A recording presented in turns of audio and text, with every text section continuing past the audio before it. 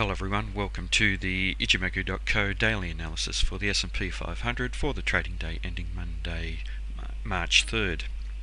Well, a change of trend today.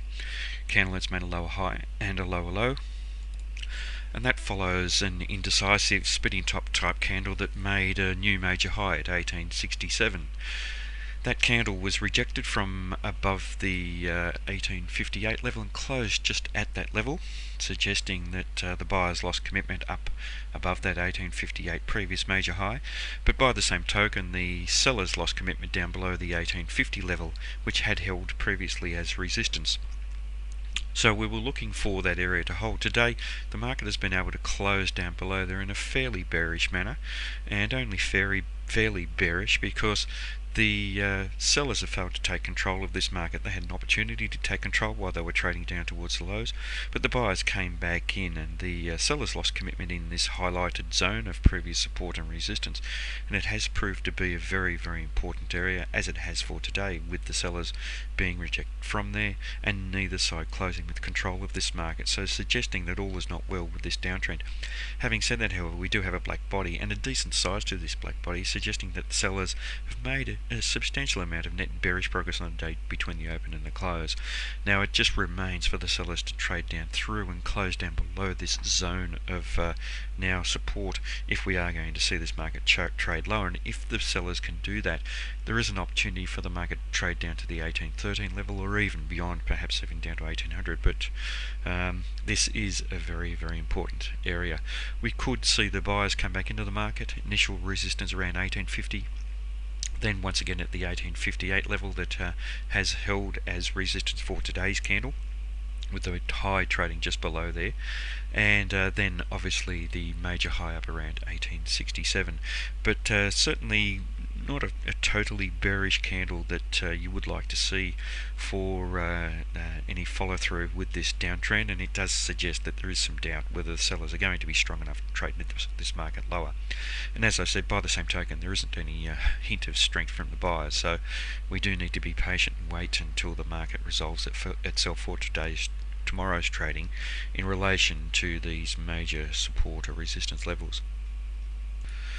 Now, in terms of the Fibonacci extension, and just looking at the previous candle here, we see that the market was testing to the 38.2% level on an indecisive candle. It set the market up for the change of trend that we've actually seen occur today.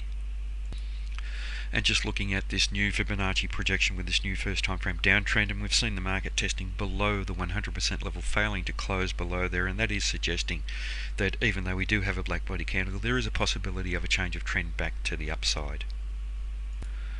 In terms of the Fibonacci retracement, here we've seen the market testing below the 50%, below the 61.8% and the 73.8%, and here we've seen rejection from all of those levels, with the market just closing at the 50% level, and that suggests a possibility of a change of trend. So we are looking for a potential higher high and higher low here based on these Fibonacci rejections.